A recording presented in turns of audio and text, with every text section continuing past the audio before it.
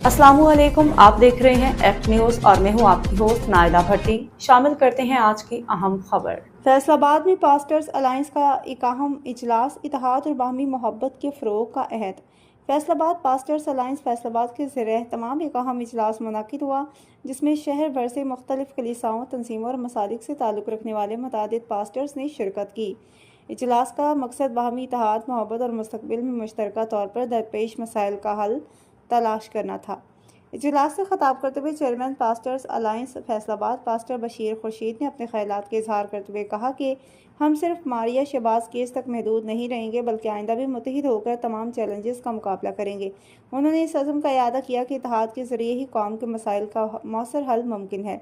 इजलास में शरीक दीगर पास्टर्स ने भी बारी बारी अपने ख्यालात का इजहार किया और कौम के साथ मुत्तहिद रहने की यकीन दहानी कराई।